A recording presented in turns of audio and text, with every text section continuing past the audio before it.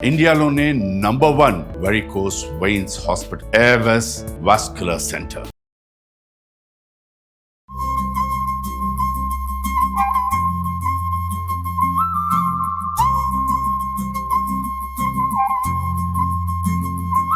Suman TV ప్రేక్షకులందరికీ వినాయక చవితి శుభాకాంక్షలు.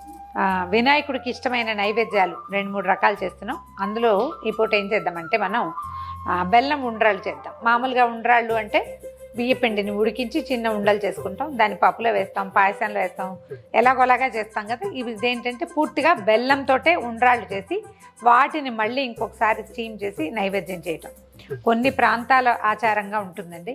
అన్ని చోట్ల ఇలా చెయ్యరు, ఒక్కొక్క ప్రాంతంలో ఒక్కోలా ఉంటుంది కదా. ఈ వెరైటీ కూడా చేసి చూపిద్దామని మనం ఏ కప్పు బియ్య పిండితోటి మనం చేయదలుచుకున్నామో ఈ కప్పుతో 2 కప్పుల నీళ్ళు పెట్టుకుందాం. మొదట బెల్లం కూడా సేమ్ కప్పే, కొంచెం అంటే బెల్లం కరగటం కోసం అన్నమాట.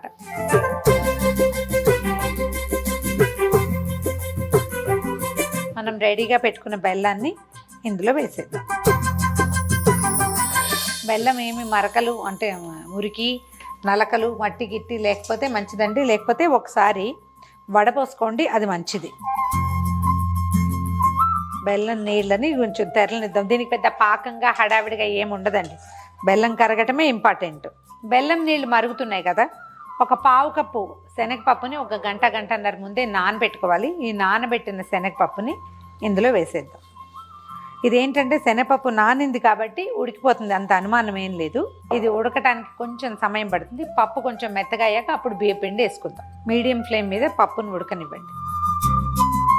ఒకసారి శనగపప్పు ఉడికిందో లేదో చూద్దాం. ఇట్లా నొక్కితే నొక్కుడు పడాలి, చూడండి కనిపిస్తుంది కదా. శనగపప్పు ఉడకపోతే తర్వాత మళ్ళీ మనం ఉడికించేటప్పుడు దీని కస ఉండిపోతుంది. ఇంకో పప్పు చూద్దాం, ఉడికిపోయింది. ఇది నానబెడితేనే ఇలా కుదురుతుంది మనకి. ఒక 1/2 చెక్క కంటే సగం కొబ్బరి చిప్పలో ఒక 1/4 చిప్ప అనుకోండి కొబ్బరి కూడా వేసేద్దాము. ఇది మీ దగ్గర కూర ఉంటే మంచిది, మిక్సీలో వేస్తే కొంచెం కొబ్బరి తాలూకు పై రంగు కనపడుతూ ఉంటుంది. తర్వాత ఒక 4-5 ఏలక్కాయల పొడి, మంచి సువాసన వస్తుంది. 1 స్పూన్ నెయ్యి వేద్దాం ఇందులో. సిమ్లో పెట్టి మనం పక్కకి తీసి పెట్టుకున్నాం కదా, బియ్య పిండి పోసేద్దాం 1 కప్పు. ఇది కాస్త పలచగా ఉంది అలా అని మీకు అనిపిస్తే కనుక కొంచెం బియ్య పిండి పైన వేసుకోండి, కానీ జనరల్గా అవసరం ఉండదు. 1 స్పూన్ పిండి ఏమైనా అవసరపడచ్చు, అవసరమైతే వేయండి, లేకపోతే అక్కర్లేదు. కొత్త బియ్యపు పిండి అయితే పడుతుంది, పాత బియ్యపు పిండి అయితే పట్టదు, అది లెక్క.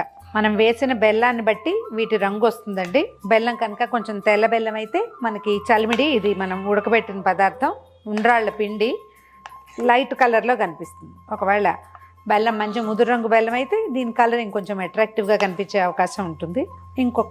కొంచెం నెయ్యి వేసి ఒకసారి మొత్తం కలిపి దించి పక్కకు పెట్టేయండి. ఇది కొంచెం చల్లారాక దీన్ని ఆవిరి పట్టడమే. మనం వచ్చేస్తుంది చూడండి. ఎక్కువసేపు పొయ్యి మీద ఉంచితే అడుగు అంటిపోతుంది. స్టవ్ ఆపేసేద్దాం, కొంచెం చల్లారటానికి పక్కకు పెడతాము. వీటిని 2-3 షేపుల్లో చేసుకోవచ్చండి. ఇంట్లోని పాలకాయల షేపులో, జిల్లేడికాయ షేప్లో కూడా చేస్తారు కొంతమంది.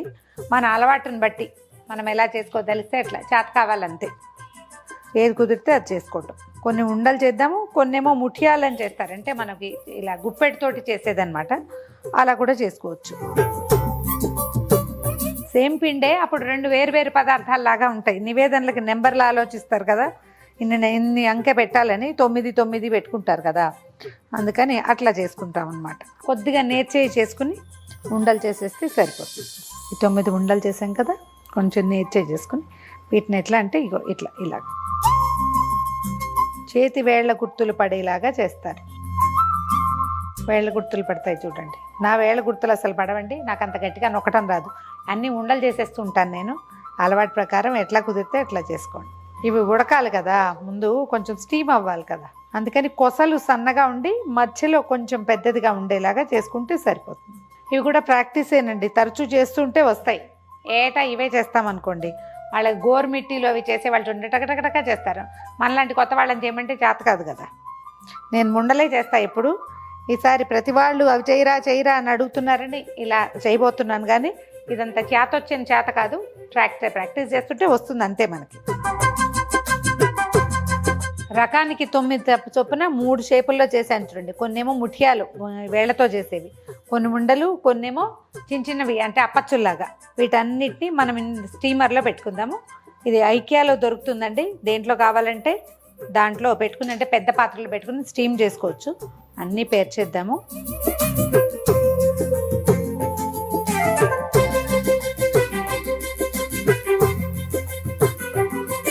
మనం కొంచెం నెయ్యి ఎక్కువ వేసి కలిపి కాస్త నేర్చేయి చేసుకుని కనుక చేస్తే ఇవి అంటుకోకుండా చక్కగా వచ్చేస్తాయండి. చల్లారాక ఇంకా బాగా వస్తాయి. వీటన్నిటిని అడ్జస్ట్ చేసేసి స్టవ్ వెలిగించేద్దామండి.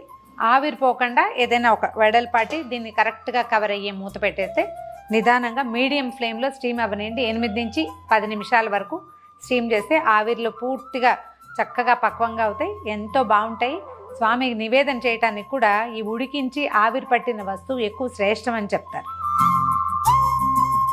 8-10 నిమిషాల పాటు స్టీమ్ చేసాం కదా, స్టీమ్ని మూత తీసేద్దాము.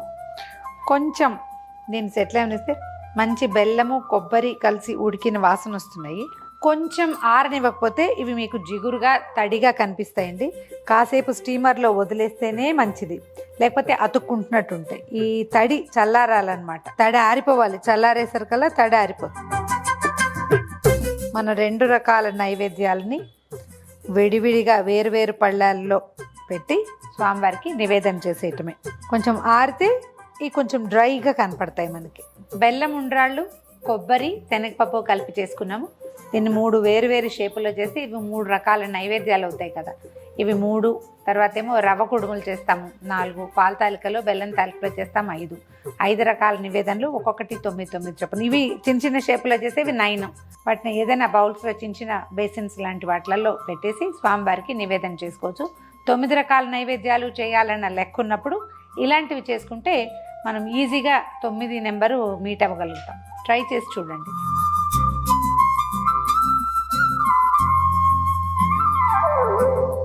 ఈ వీడియో కనుక మీకు నచ్చినట్లయితే లైక్ చేయండి, షేర్ చేయండి.